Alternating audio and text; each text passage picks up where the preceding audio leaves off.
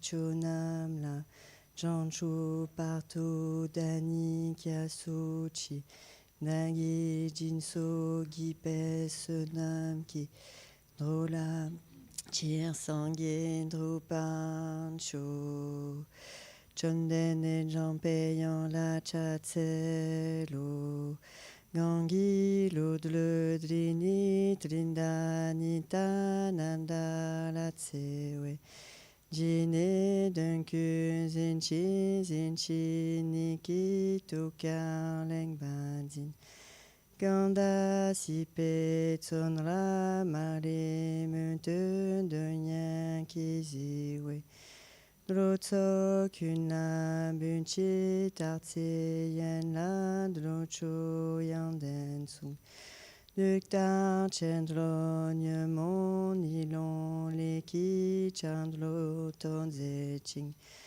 Mari munsen dunya nyungo jine chonze ladrinam Donne dan ching san chu tan se yunten le zo gase tuku Chödrak Chödan Chuning Gentle Dalo Munsen Jampeyan la Dum Teden Kienki Ken la Pesengi Dalo Timo Mumpa la Tsene Kadan Tencho Chunglu Topayi L'autre popé non wa tse tout seul.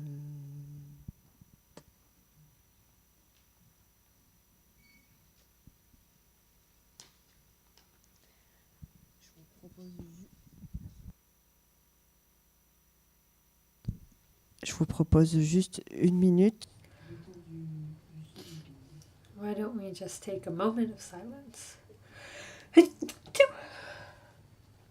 me.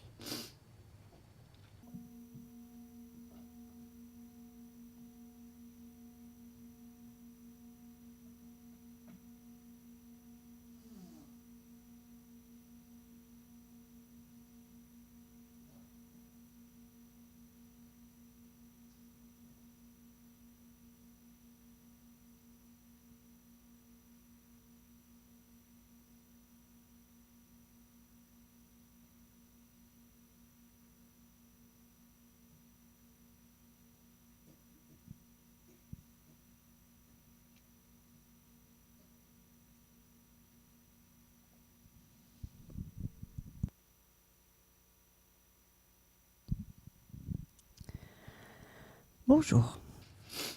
Hello.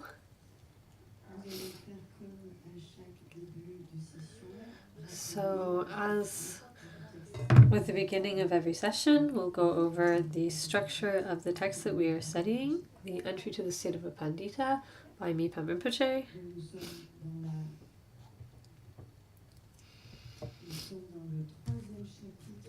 We're currently focusing on the third chapter of the first part of the text. This is the chapter on the Ayatanas, which follows those on the aggregates and the dhatus. This chapter is made up of three parts: a general presentation, a detailed explanation, and an additional explanation. We're currently looking at the second part, the detailed explanation. This detailed explanation includes three subparts. The first is a general presentation. The second is a specific explanation. And the third is integration following these presentations. We're currently focusing on the specific explanation, which is a list of the most important designations. What we've seen is that in this part, Ju Mipham Rinpoche explains certain aspects of the Buddhist theory of knowledge in 12 points. We've covered the first 7 classifications, and we now come to the 8th. Concerning this 8th classification of designations, it concerns opposition and links. Yesterday we covered opposition. We saw that there are two types of opposition: the opposition of non-coexistence and opposition of mutual exclusion.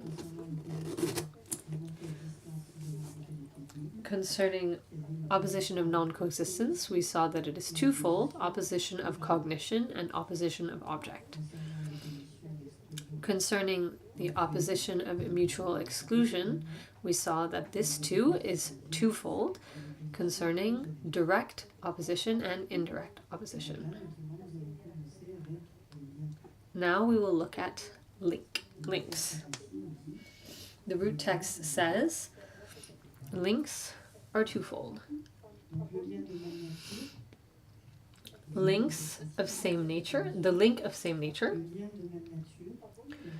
like conditioned and impermanent, which is such that even if it concerns separate, distinct phenomena, they do not have different natures within the phenomenon vase. The link of appearance, like fire and smoke. We saw that there are two types of opposites, and now we see there are two types of links. The link of same nature. In this case, these two things have the same nature. Then the link of appearance or causality concerns a specific cause that produces its specific effect. Non-Buddhist traditions and Buddhist traditions define different classes of links.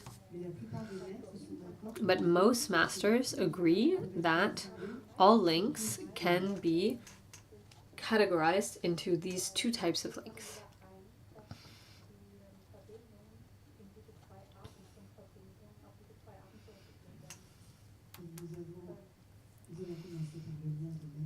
We'll start with link of same nature.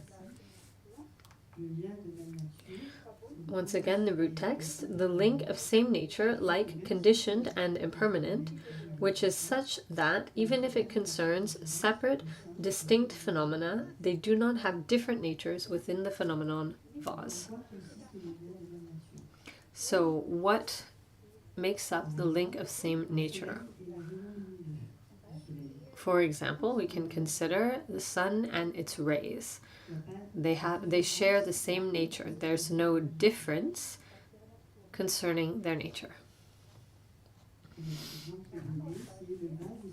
Another example is a vase and its impermanence.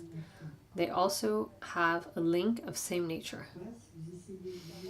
If you try to isolate the impermanence of the vase, to separate it from the vase itself, this is not possible. It's impossible to dissociate them. They're just different names, vase and impermanence. There are two different designations, but in essence, there is no difference between these two. We cannot separate them from each other. They are the same thing.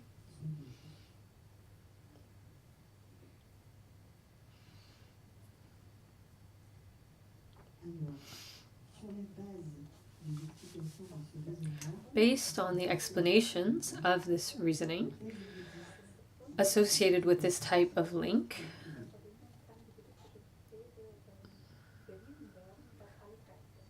the Buddhist thesis says that every mind can be proved. The Buddhist thesis that says that everything is mind can be proved. If mind and matter existed independently from one another, they would exist as two separate things. There would not be any link possible between the two of them, because their natures are different.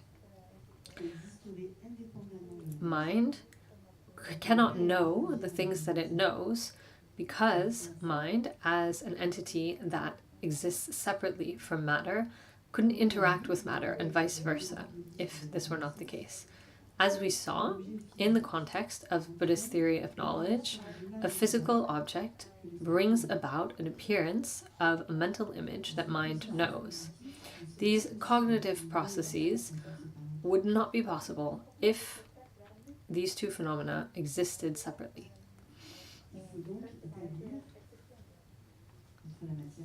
Thus, it is necessary to establish the second type of link between matter and mind, a link of causality. If there is not a link of same nature, then it must be a link of causality. But matter could not come from knowledge, and knowledge could not come from matter.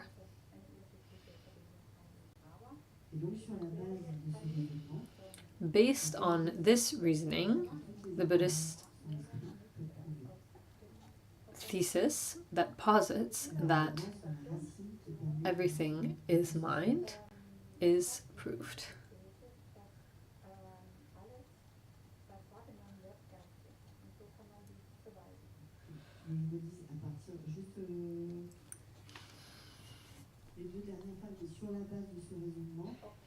Based on this reasoning, the Buddhist thesis that states that all appearances are mind can be proved.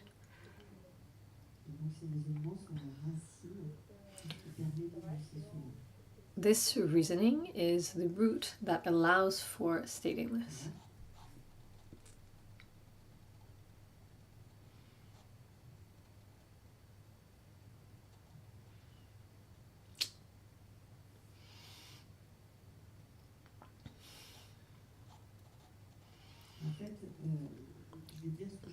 There's a question in the room, but we didn't hear the question. The answer, as I understand it, in order for us to know matter, there must necessarily be a link between matter and mind. Because there are two types of links, we're trying to establish which of these two links applies to matter and mind. The link of causality cannot work because matter doesn't produce knowledge and knowledge doesn't produce matter. So next we have to look and see if it's a link of same nature. If it's not a link of same nature, then we wouldn't be able to know all the things that we know. Mind would be unable to know matter. Thus, this necessarily means that there is a link of same nature. This is the reasoning that upholds the statement that all appearances are mind, and therefore mind can know matter. That's how I understand it.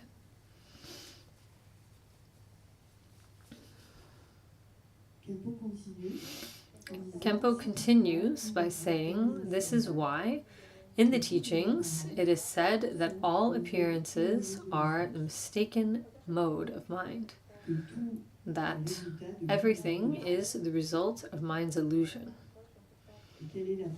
What is the illusory appearance? These are latent imprints of dualistic grasping. Let me repeat that. The reasoning that we have just gone over, Khenpo says, this is why it says in the teachings that all appearances are the mistaken mode of mind, mind's mistaken mode. Everything is the result of mind's illusion.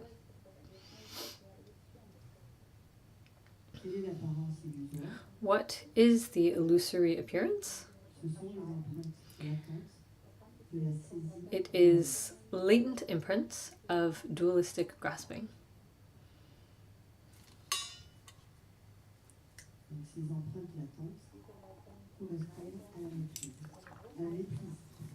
These latent imprints correspond to misunderstanding.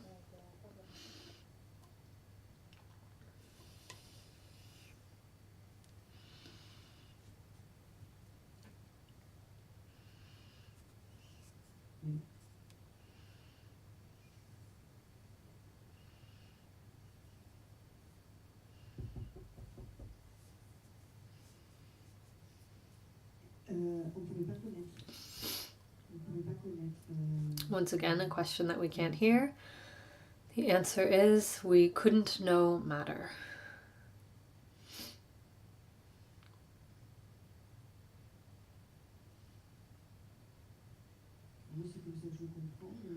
That's how I understand it.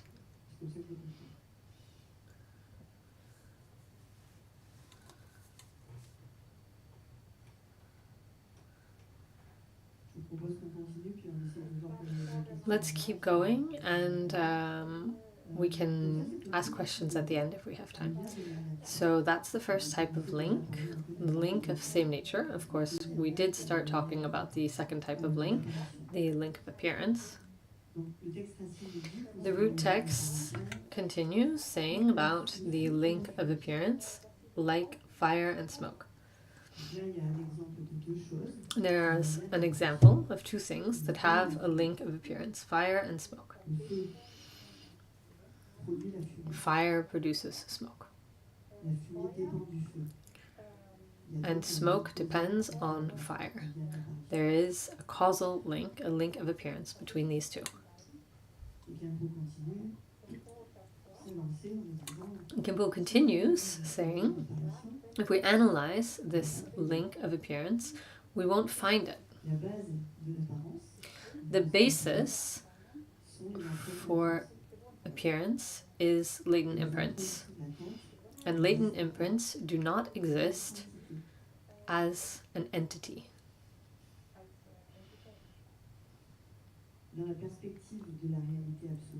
From the perspective of absolute reality, we see that these links and all other things do not truly exist as entities.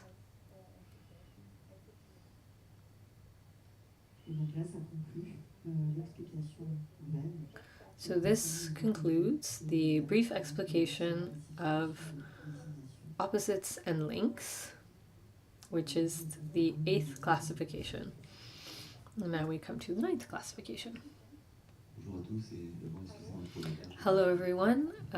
Sorry for being a bit late. It slipped my mind that we start early today. Now we come to the 9th point, which is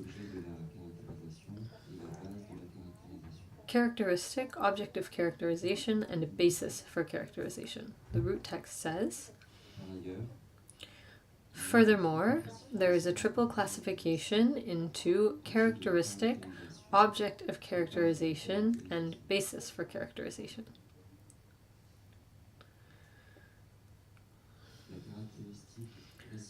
The characteristic pot-bellied receptacle, allowing to define the vase, is the mentally constructed object that we call vase. The object of characterization is the designation vase, defined due to this characteristic. The basis for characterization is the grasping of a pot-bellied gold sphere, a type of object of characterization, as a basis where these two previous categories are present.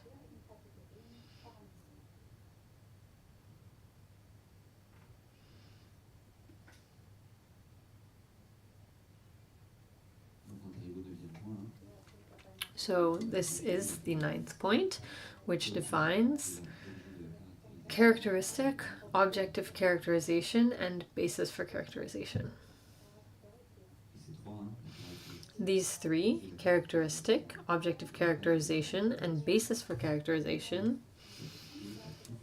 can be applied to all knowable phenomena. We won't be able to understand or know a thing without connecting to these three things. This is the way that mind knows. This is how it knows a phenomenon. Mind must base itself on the characteristic, the object of characterization, and the basis for characterization. If we consider the example of a vase, First, we need to know the characteristic of a vase.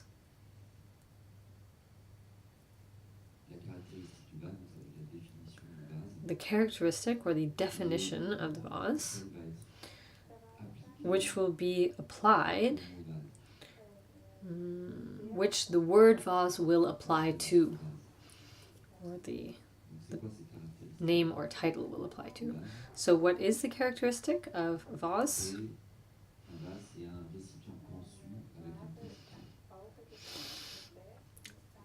In this context, the definition is a pot-bellied receptacle with a foot, a stand. And so then this is the support or the definition for the name or title vase.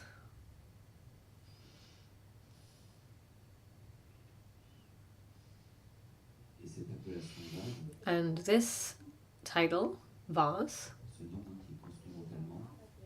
this name that is mentally constructed, is what is called object of characterization.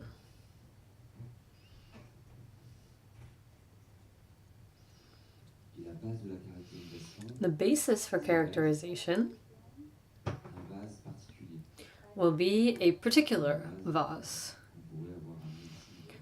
For example, a vase that we might have brought here, but we didn't.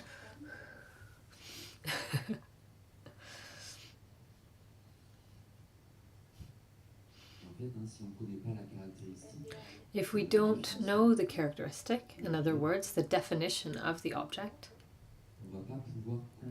we won't be able to understand the meaning of the designation or the meaning of the object of characterization. The designation is the object of characterization. The sound of the designation will come to our ear, but we won't understand the meaning. If we hear the designation vase, but we don't know the characteristic of the vase, then we'll just hear this word, vase, but we won't understand the meaning. In order to understand the meaning of a designation, we need to know or understand the characteristic that is applied to this designation.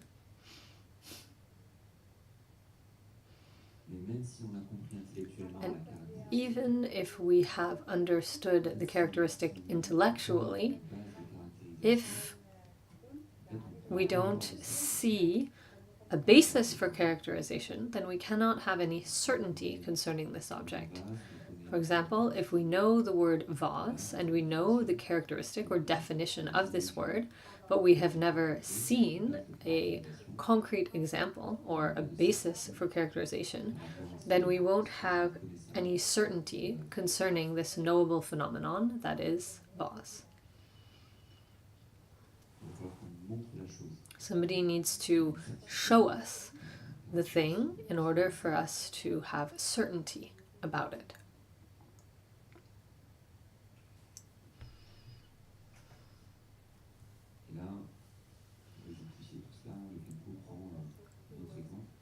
Khenpo gives another example to illustrate this.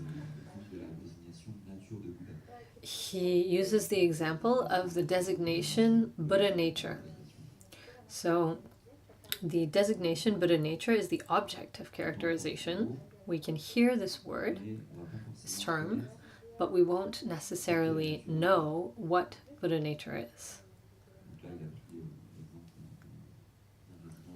Here he took the example of a resident who was in the room, who was named Rashid, and he said, for example, Rashid, when he was in Pakistan, he had maybe heard about Buddha nature, he had heard the designation,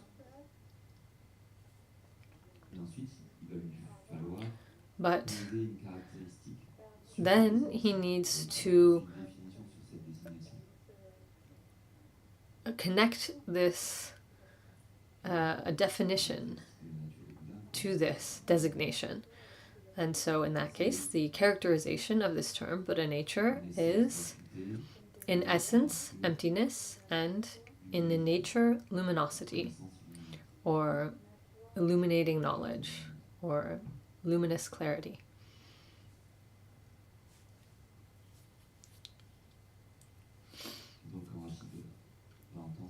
When Rashid will hear this characteristic, and then he may think, oh, well, that sounds a bit like what mind is.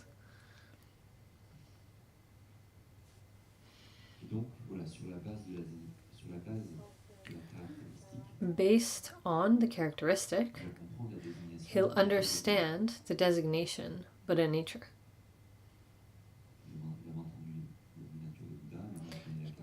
First, he had heard the term Buddha nature. Now he knows the characteristic, that this refers to what is in essence emptiness and in nature illuminating knowledge. So now he knows what Buddha nature is. But then, in order to have certainty concerning the characteristic of Buddha nature, he needs to determine a basis for the characteristic and the designation.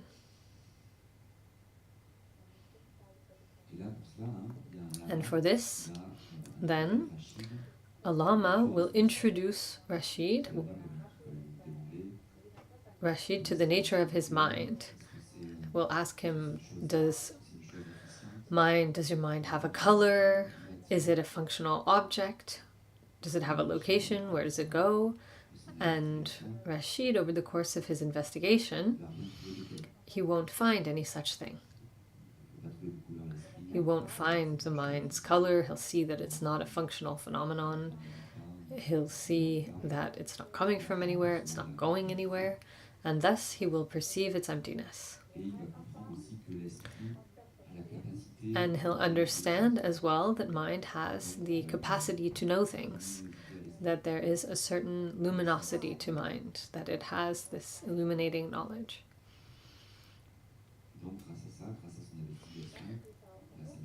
Due to his investigation and meditation, he will have determined that Buddha nature, the fact that it is in essence emptiness and in nature illuminating knowledge, corresponds to his mind.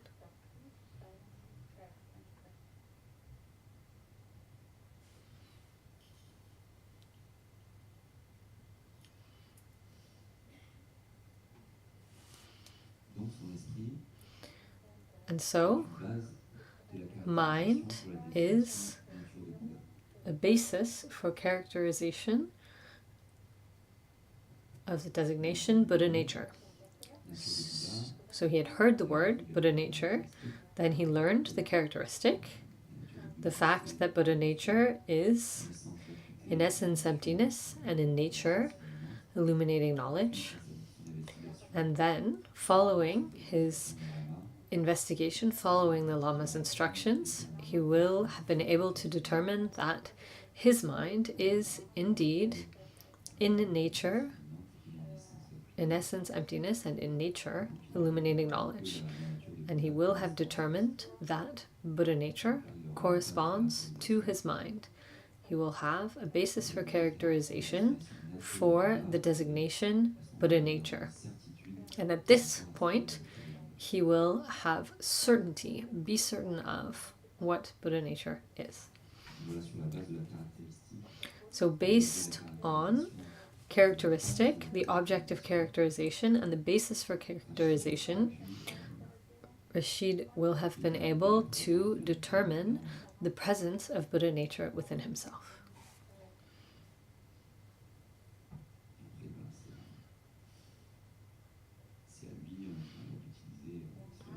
But of course it's up to him to use this or not.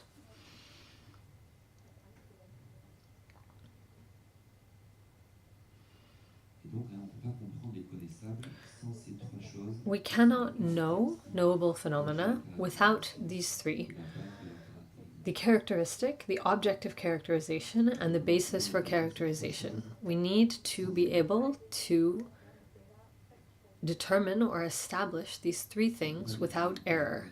If we cannot correctly define the characteristic, we cannot correctly understand the meaning of the object of characterization or the designation.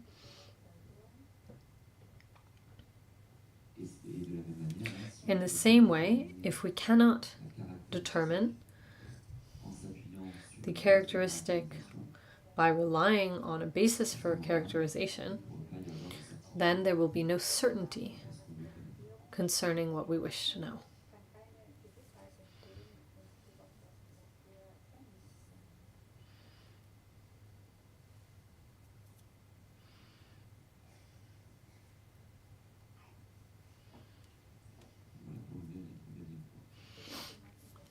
That was the 9th point.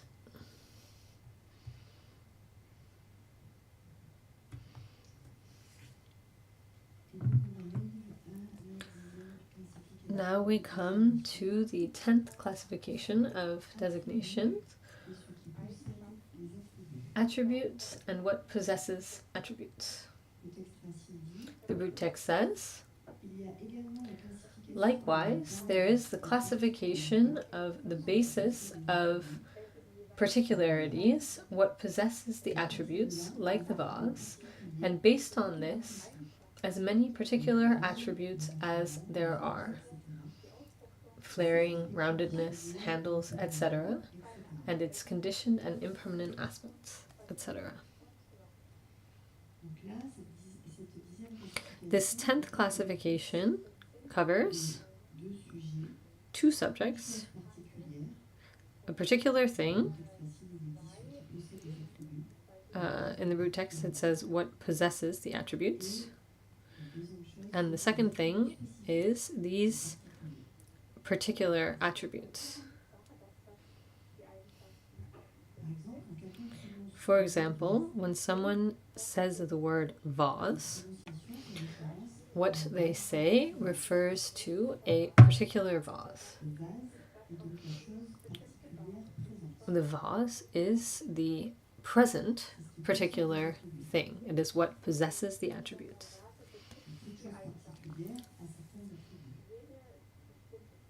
Every particular thing has certain attributes. There can be many. For example, concerning the shape of a vase, there's the upper part, the middle part, the lower part. Each of these forms also has various attributes. For example, the mouth of the vase is like this, the neck of the vase is like this, it's long, it's wide.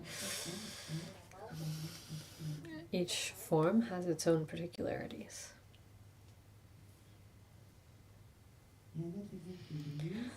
There's another example, the example of mind and its particular attributes.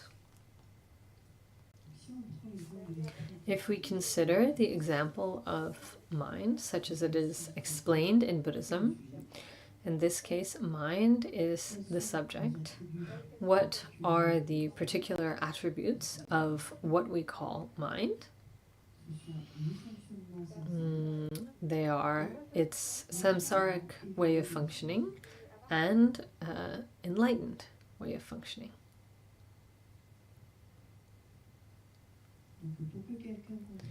In order for someone to understand what the mind refers to, in order to understand the word mind, they need to understand the particular attributes of this thing.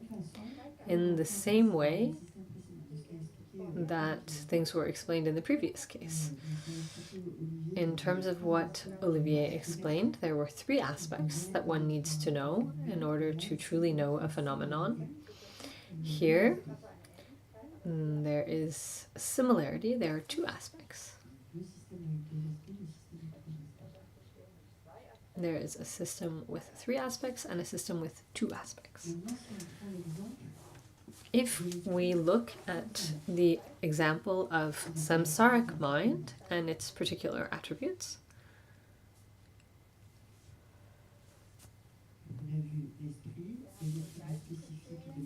we saw mind and its particular attributes, which are samsaric mind and enlightened mind. Now we consider samsaric mind as our subject. In order to understand what samsaric mind is, we need to know its particular attributes. What are they? These are consciousnesses and mental events. Once again, samsaric mind has a certain number of particular attributes, and once we know them, we know that this term, once we know them, then we know this term, samsaric mind, and we know what it refers to. And now we'll look at the other attribute of mind, in other words, enlightened mind. And we'll look at its particular attributes. This refers to Buddha's mind.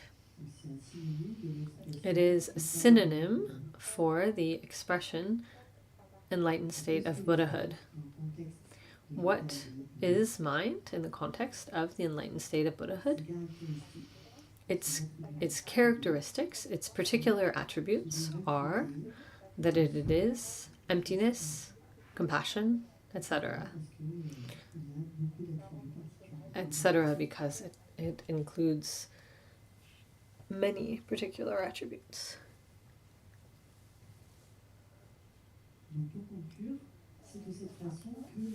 In conclusion, this is the way that Buddhism presents its teachings.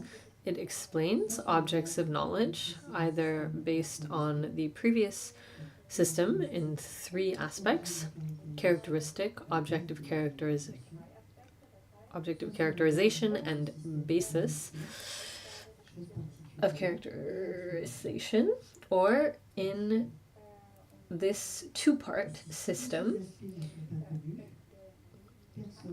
which is particular attributes and what possesses the attributes. And if we do not know these different aspects, then we cannot really know what is spoken of. We cannot understand it. This concludes the 10th point.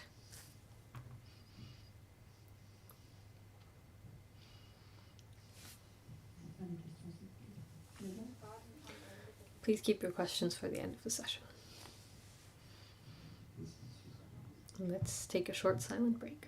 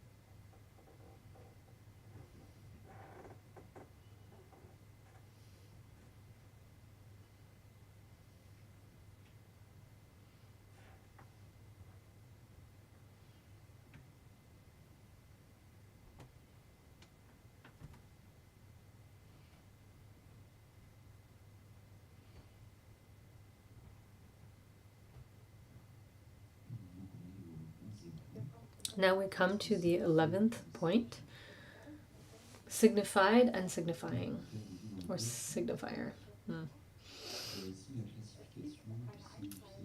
It is said in the text, there is also a classification of signified and signifier. This concerns two things. First, the signified, what we refer to.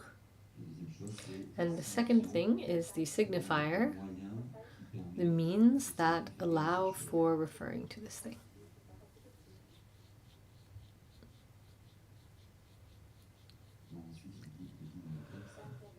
Then the root text continues. Terms are associated with an object by confusing the outer object, what is conceptualized, and its generic object appearing to cognition. In other words, appearance and mental construction.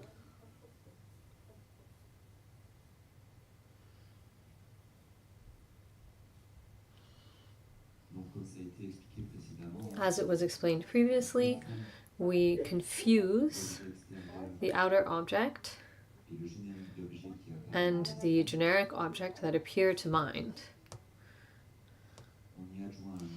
We stick a name to them and we consider the name, the object, and the generic object as being one and the same thing.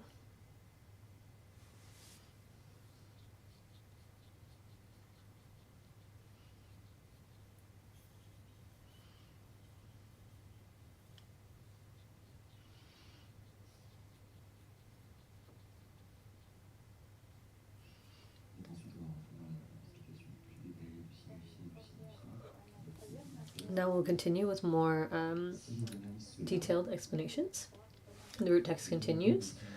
If we analyze this, the true signified by the sound of a word is the generic object. The considered object is the specific object. The true signifier is the generic sound, and the considered signifier is the specific sound. However, conceptual mental consciousness confuses the sound and the generic sound and grasps the whole as the signifier, and it confuses the object and the generic object and grasps the whole as the signifying. Thus, it understands the signified object based on the signifying word.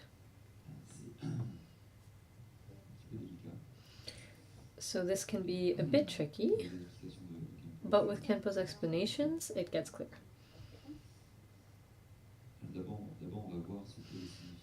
So first, we'll look at what the signified is.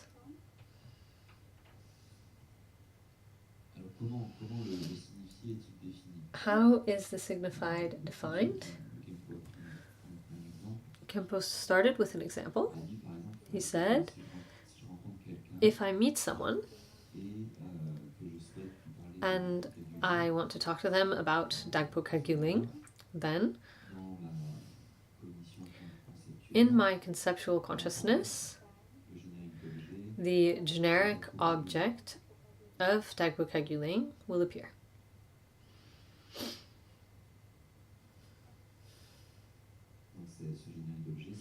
This generic object is the object that appears to conceptual knowledge.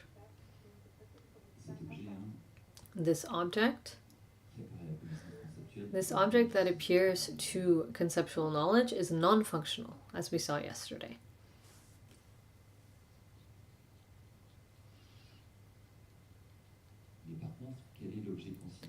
But what is the considered object? It is the phenomenon of specific nature, Dagpo Kagyu-ling.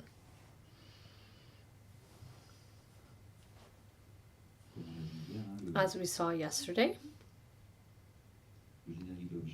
the generic object and the object of specific nature are confused and taken to be one thing.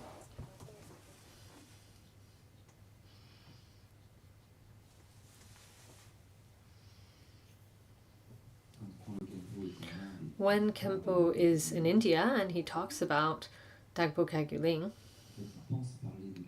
he thinks he's talking about Dagpo Kagyu-ling, but he can't technically, truly talk about Dagpo Kagyu-ling. A generic object is appearing in his mind. It's an abstraction, a generalization that appears. It's not physical Dakpo Kagyu that's in his mind. But conceptual knowledge considers the generic object and the specific object to be one. It mixes together the generic object and the specific object. When he talks about Dakpo, he thinks he's really talking about Dakpo. He doesn't think that he's talking about an abstraction of Dakpo.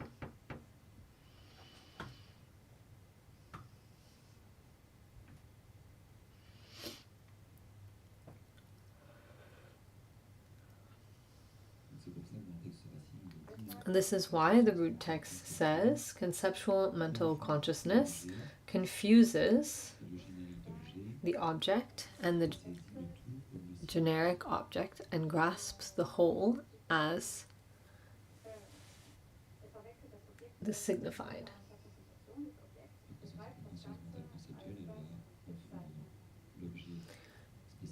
Conceptual mental consciousness confuses the specific object and the generic object and grasps the whole as the signified. When he talks about Dakpo, he'll mix the generic object and the specific object together and think that this is the specific object, the signified. The signified.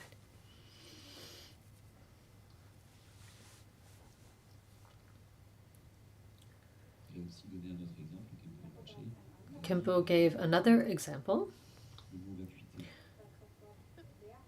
the word emptiness. In the perception of conceptual consciousness, what is the meaning of this word? What is the signified of the word emptiness?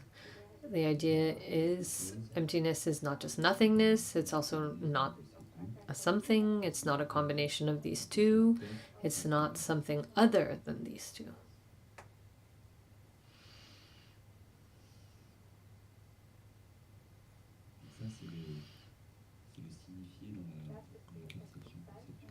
That's the signified in conceptual consciousness, conceptual perception. It's the true signified is a generic object, as is said in the text. And the considered signified is the mode of being of all phenomena, the specific phenomenon. It is the mode of being that is present in phenomena.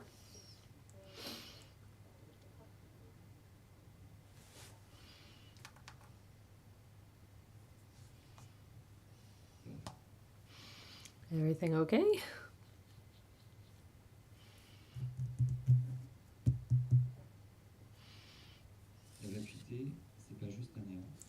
Emptiness is not just nothingness. It also not something. It is not a combination of these two, of nothingness and something. It is also not something other than these two.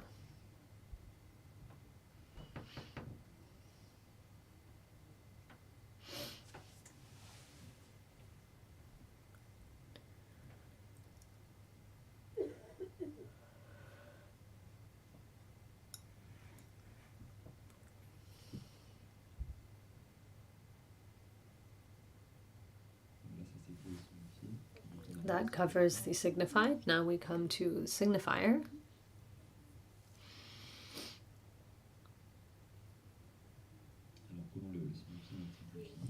How is the signifier defined? They are signs of body, speech, and mind. Of course, the primary language is words. Designations.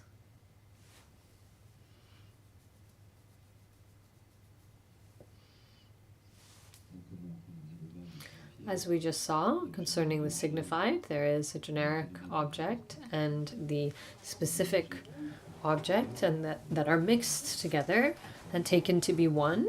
This is how the signified is conceived. This is how we conceive the signified. The same thing happens with the signifier. In terms of the signifier,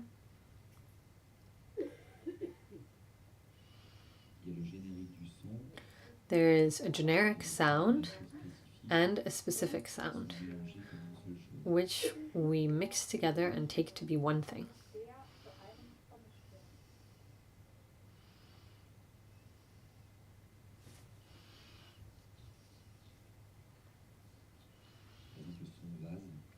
For example, the sound vase. It gets mixed with the generic sound vase, or the abstraction of the sound vase, and this makes up the signifier.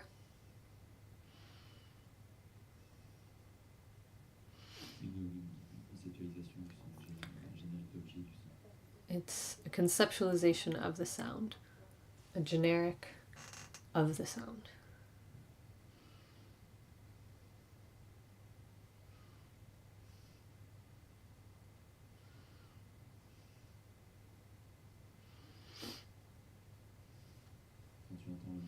When you hear the word vase, in terms of the sound, it's not vase as one whole sound. In fact, the sound itself is the sounds of the letters V-A-S-E, vase.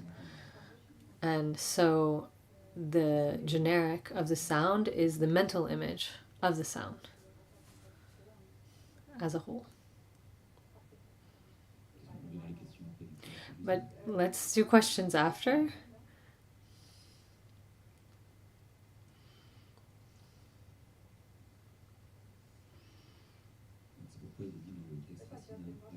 This is why the root text says conceptual mental consciousness confuses the sound and the generic sound and grasps the whole as the signifier.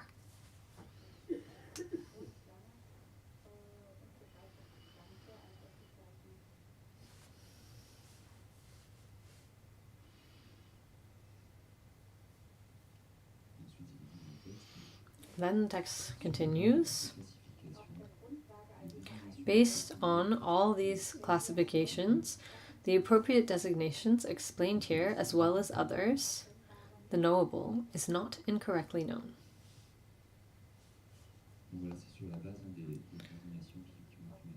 Based on the designations that were taught here, like signified and signifier, then in the world we obtain a certain understanding of a subject.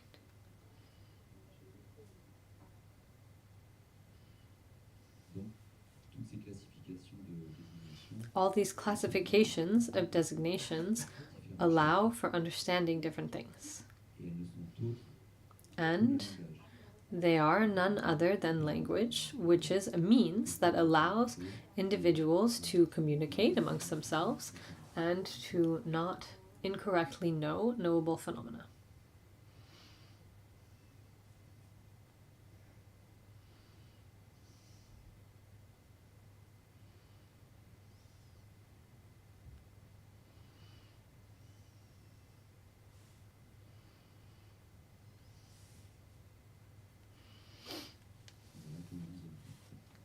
That concludes the 11th point.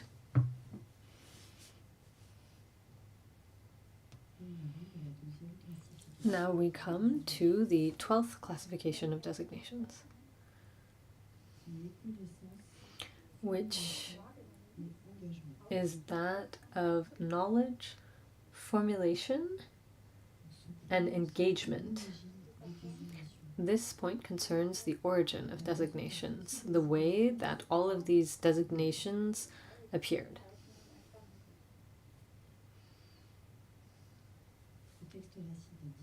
The root text says, these designations are classified into 3: designations of knowledge, designations of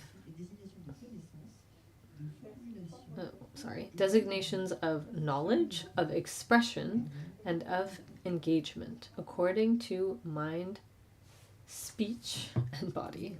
There's a typo. There are 3 types of language in the context of body, speech, and mind. Spoken language. In this case, we talk about designations of expression. But that's not the only one at hand here. Sounds are oral sounds. Those are the most commonly used. Those are all of the words that are said. There are no further explanations for this subject because we all know what we're talking about. Then there is body language. The root text talks about designations of engagement. This concerns signs of the body, signs that are made, whose signified, whose meaning can be understood by the person receiving them. We can make some kind of gesture and the person will understand what we are trying to say. We can point to something and the person will understand that we want them to bring it to us, for example. There's also body language in the context of the Buddhist Tantras. Advanced practitioners, who are called Dakas and Dakinis, when these practitioners accomplish an offering feast at Sok, they gather in great numbers and they don't rely on spoken language. They have a type of body language, a language of signs. So that concerns body language, the designation of engagement. And the third is language produced in the realm of mind solely. This is what is known as designations of knowledge. This is language that is neither spoken nor expressed by way of the body. It particularly concerns those who have achieved high levels of meditative absorption. There is communication from mind to mind. In order to use this language, individuals need to have attained a certain level of meditative absorption.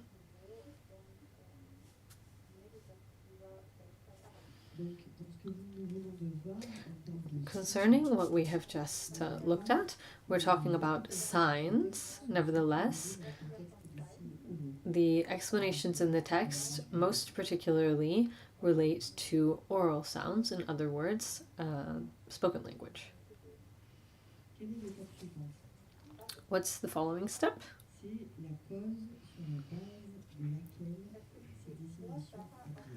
The cause based on which these designations appear or occur.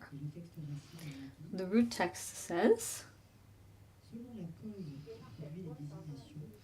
according to the cause that produces these designations, there are 4 ways of producing them. First, visual designation is brought about by direct vision of sensory consciousness. Second, in the same way, auditory designation is brought about by words of trust. Third, differentiating designation is brought about by one's own mental analysis. Fourth, designation connected to experience is brought about by self-knowing knowledge.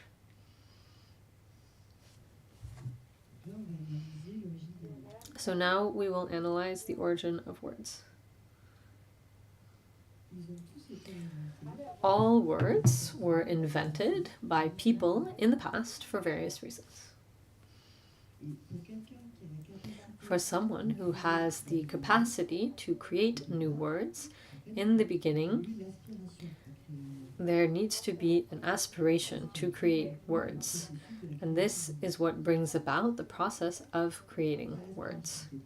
So first there's aspiration, Then the mind of this person creates the word and speaks it.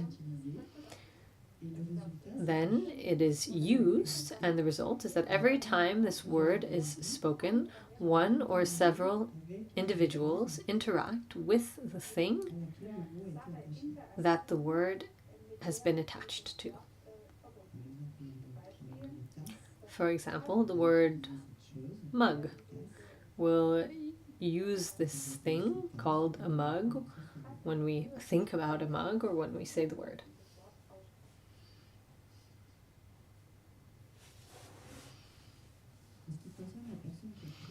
Concerning the person who created the word, why did they attribute this particular word to this particular thing? And for a person who has not invented this word, for what reason? Why does this word appear in their mind?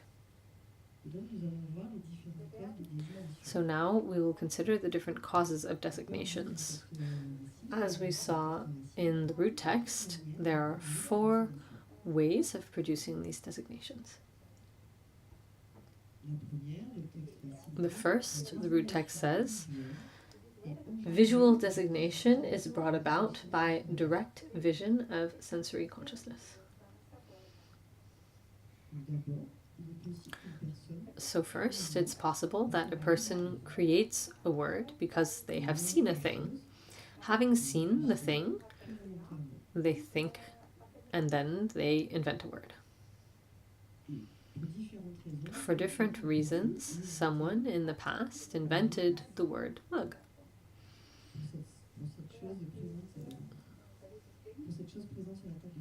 For this thing that was present on khenpo's table.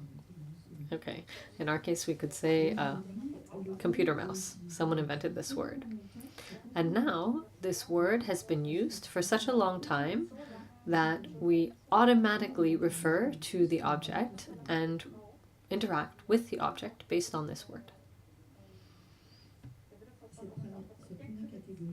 This first category particularly concerns seeing a thing, an ordinary thing, and using the thing that is associated with it. Mug, table, mouse, anything.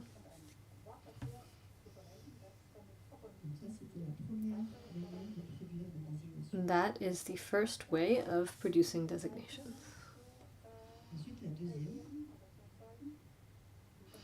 The second, the root text says, in the same way, auditory designation is brought about by words of trust.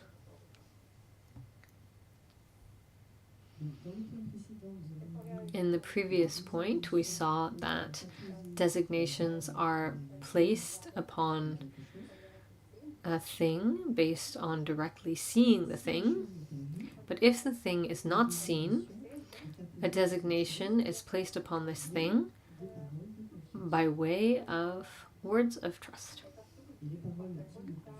Words that are worthy of trust are the words of the Bhagavan, the Buddha, like emptiness, for example.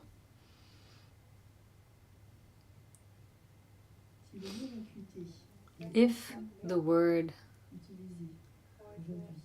the fact that the word emptiness is used so often today by people, it is because people consider that the words that the Buddha spoke were worthy of confidence, worthy of trust. If we didn't think that his words were worthy of trust, then we wouldn't talk about emptiness. This second category concerns Buddhist terms specifically, or others that are used based on listening. These terms designate things that we do not see, like the example of emptiness. Khenpo tells us that the same is true for other religions, Islam, for example. When Muslims hear the word Allah, a feeling of trust and confidence arises for them because they believe that the God Allah exists, and the Muslim religion is based on faith or confidence, trust. This trust is what we call in Buddhism belief. Belief is not based on analysis and reasoning. Being worthy of trust can be something different depending on the tradition. For someone who is Buddhist, there is trust and confidence based on analysis and reasoning.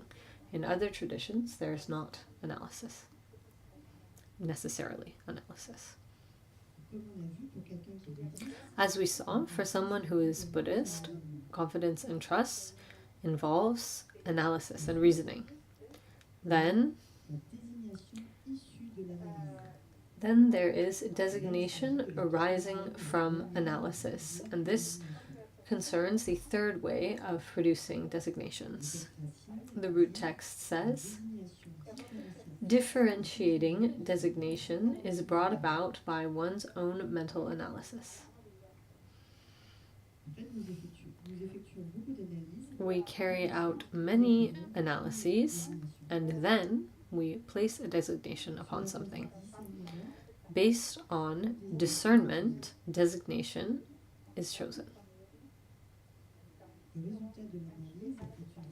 The result of the analysis is a sentence that sums up the conclusions that we have come to based on our analysis. For example, following analysis, we may come to the conclusion that functional phenomena exist. Based on a determination, we may affirm that such a thing or another thing exists or doesn't exist. Because stating that things do not exist is also based on a designation. Analysis involves a lot of words. It occurs based on spoken language. Sometimes the words are thought, they're not spoken out loud. In this process, during this process, when one or more things are analyzed, mind will determine whether an assertion is true or not. It will determine whether a thing exists or not. This process of analysis that allows for arriving at a given conclusion occurs based on language. This is what we call differentiating designations,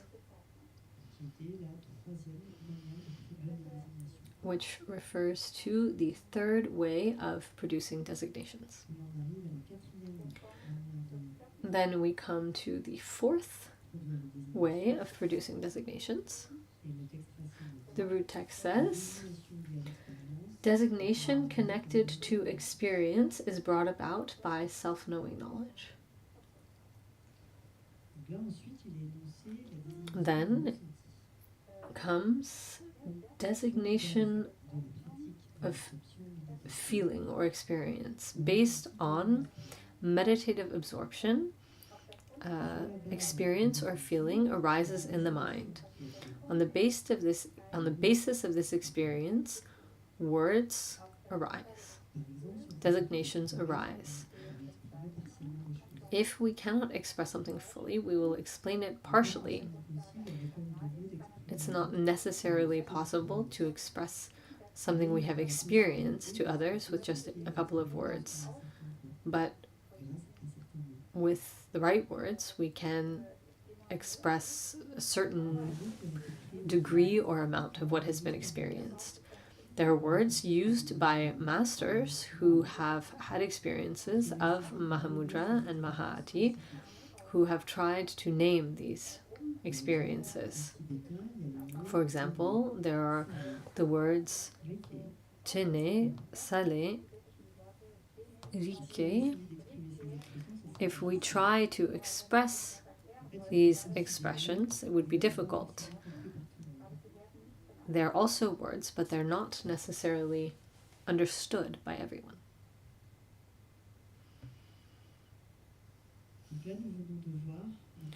So we have just covered the designations of formulation or expression, spoken language,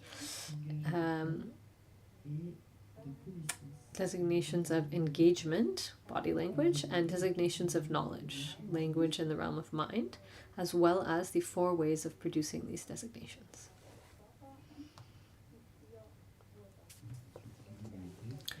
The root text continues. Furthermore, concerning affirmation concerning state and existence, and negation with implication and without implication, are designations of the mode of affirmation or the 4 branches of affirmation and negation.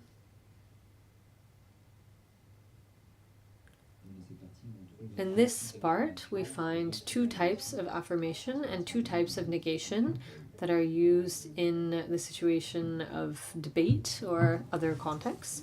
We'll begin with the 2 types of affirmations.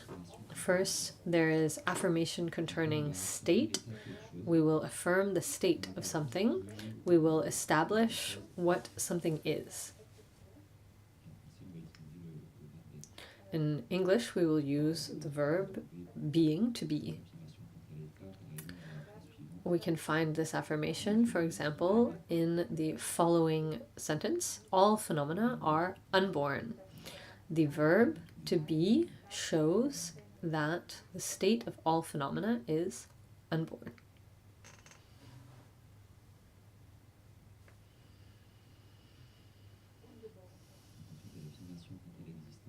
Then there is affirmation concerning existence.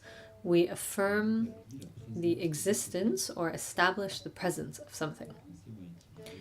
In English, we will use the term exist or have. This affirmation of existence appears in the sentence, all sentient beings have Buddha nature.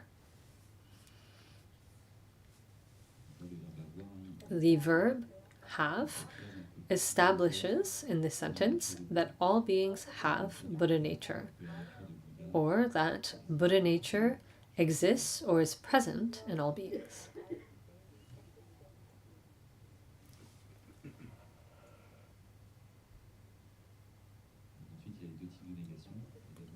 Then there are 2 types of negation. Negation with implication. This is a negation that involves or projects another idea.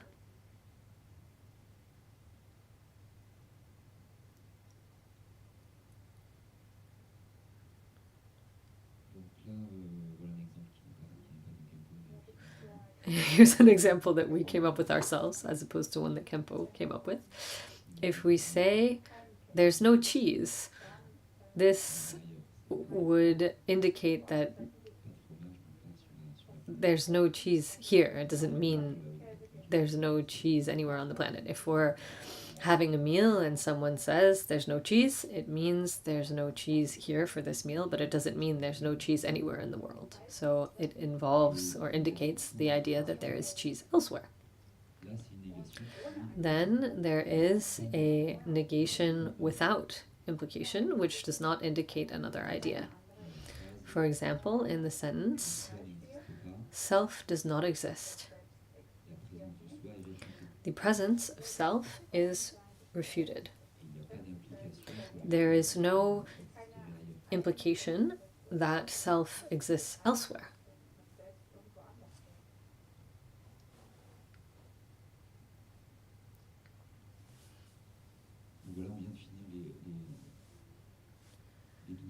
So we have now concluded the 12 points concerning Buddhist theory of knowledge. Based on the knowledge of these 12 points, it is possible to use language correctly. Then we are capable of correctly explaining or laying out different subjects.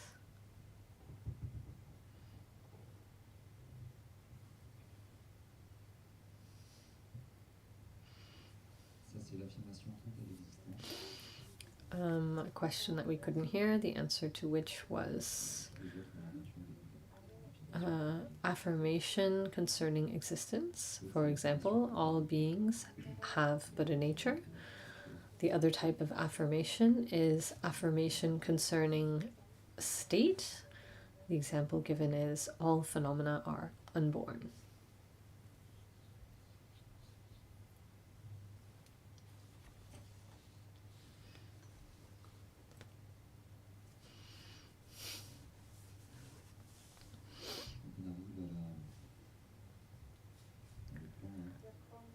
Within the outline of the text, we then come to the point called integration following these presentations. The root text says, following these presentations, the classifications and designations are to be integrated.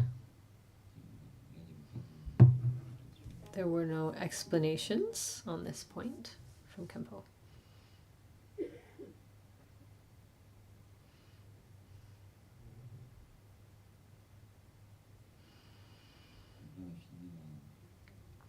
So now we have concluded the second part of this chapter, the detailed explanation, which brings us to the third part, additional explanations between aggregates, dhatus, and ayatanas. The root text says, furthermore, concerning this classification into aggregates, dhatus, and ayatanas, the aggregate of form brings together 10 dhatus and ayatanas and a part of the dhatu and ayatana mental object. Therefore, these forms of the mental object ayatana are said to be forms within the 5 aggregates and not only visible forms within the 5 sense objects.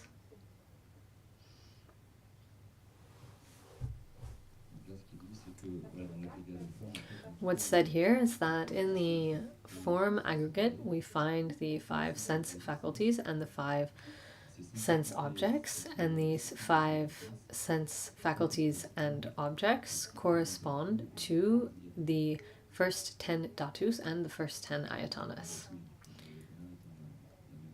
They're the same thing, the 5 sense faculties and the 5 sense objects.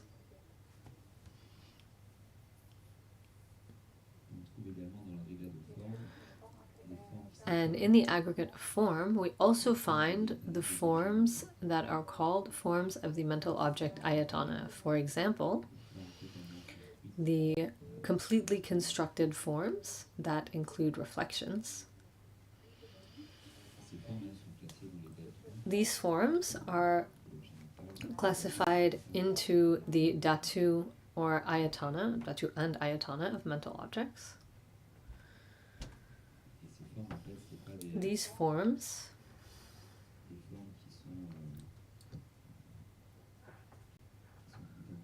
are not identical to the sense objects.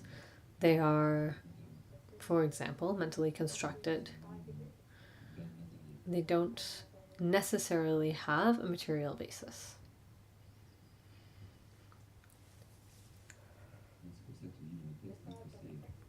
That's why it's said in the text that the forms of the mental object ayatana are not solely visible objects within the 5 sense objects.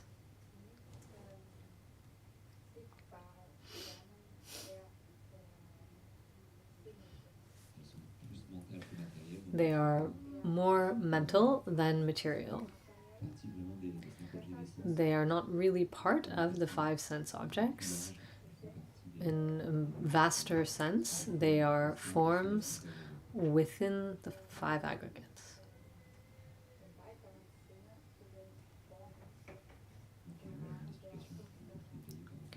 There is a more detailed explanation concerning this further on. The text says, it is not contradictory to conventionally affirm that reflection and echo are solely object of the eye and the ear, but because these are in no way visible forms and specific sounds, it simply concerns clear appearances of non-existent objects. They are thus included in the forms of the mental object ayatana and not in the visible form and sound ayatanas.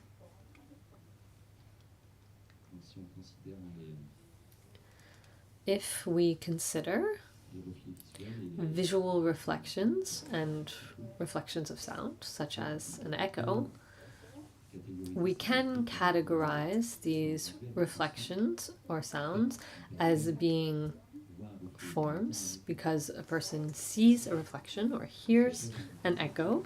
These things are perceptible, but the reflection itself is not the concrete form. For example, the reflection of the moon in the water is not the moon. It's just a reflection of the concrete thing. The same is true for an echo. It's a sound and we can hear it, but it's not a true sound. But it can be...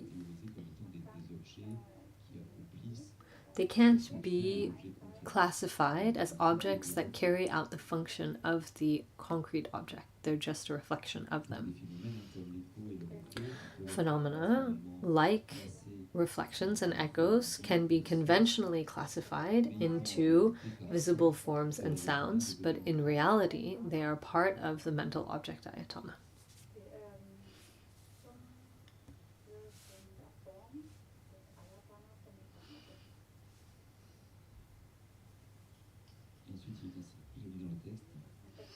Then the root text continues.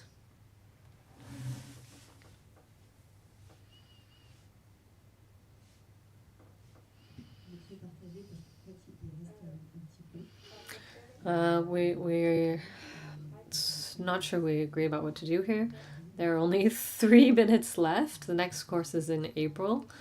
Should we zoom through it?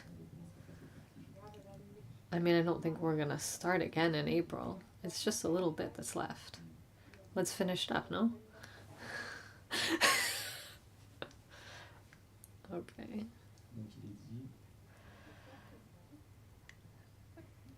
And so, it is said, it is taught that in form, one of the 5 aggregates, only 3 categories are present. 1, obstructing visible, like, for example, the form of a pillar or a vase. This refers to a concrete visual object that is perceived by visual perception. Thus, if we go toward the object in question, we'll be able to touch it. It's tangible. There's a physical obstruction. For example, if we consider this bottle, it is a concrete physical object. When I hold it in my hand above the table, each of us can see it. And if we come close to the object, we can touch it. There's a physical sensation. If I put it behind me, we can't see it. Why? Because I'm between you and the bottle. There's another object that obstructs our perception of the bottle. So myself, as well as the bottle, we are concrete physical objects. We are visible and obstructing. Then there is invisible obstructing. This concerns subtle transparent forms like the sun's rays present in the visible that are supports for the faculties. They are not grasped by ordinary beings' faculties. It is supported that they are obstructing. Invisible obstructing are things based on which the sense faculties function. We can't see the visible, the eye faculty, visual faculty. It can't be perceived based on ordinary visual capacity. We need some particular technical tool. For example, perhaps someone with a microscope could see this faculty.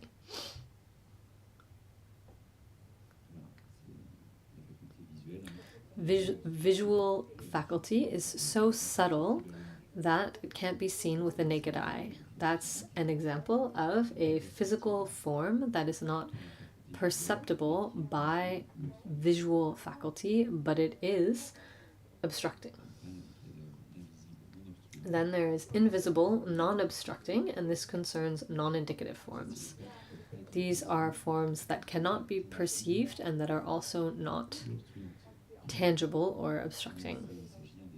This concerns non-indicative forms or imperceptible forms, such as the discipline of individual liberation. When we take a discipline or vow, there is a form that is present, but it is invisible and non-obstructing. We cannot touch it, we cannot see it.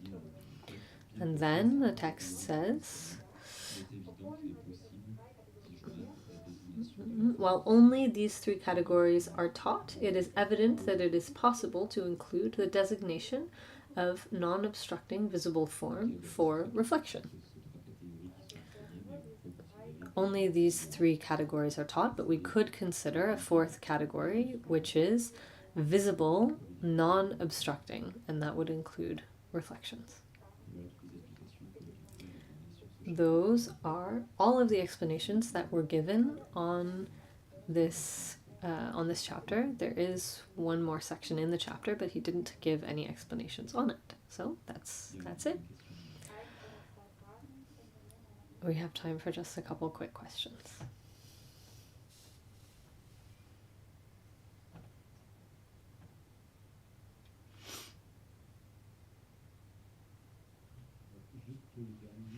Just for the last bit, the sunlight is obstructing, or it's just in the invisible obstructing. It's said like sunlight.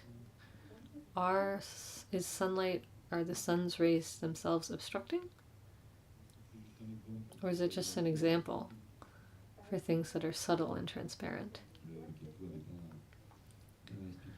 Khenpo didn't explain in more detail, so I cannot say more.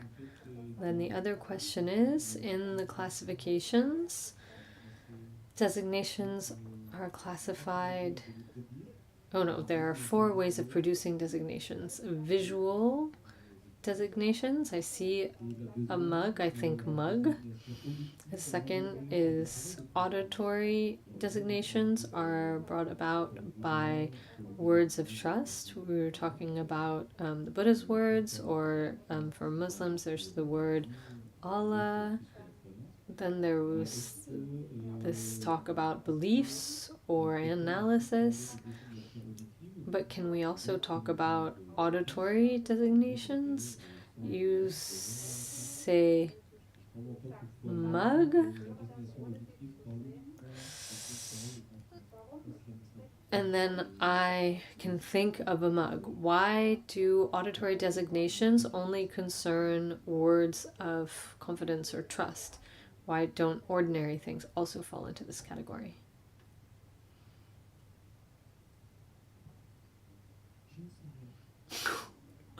Couldn't tell you. And that'll be our conclusion as well. That said, of course, it's a bit frustrating because the more we study, the more questions we have, we can assure you. There are courses throughout the year. I believe there is a course in March that is dedicated. All of these themes from the entry to the state of a Pandita are shared again during these 2 or 3 or 4 day courses. They occur in smaller groups. They go all day long, and so they're a really great opportunity to go deeper with your understanding. And here, in this context, of course, there's so much information given. But also, another opportunity is that the presentations that are given here, they remain available online, and That's also an opportunity to listen to the information again, reflect on it, come back with more questions. Once again, thank you for listening. Thank you for being here with us. Have a wonderful 2025. And now we'll dedicate for the enlightenment of all beings. Sonam di tanche zipani tone nyepe nanam panjine kengana chimbala tlupai sipe tsole de wan cho.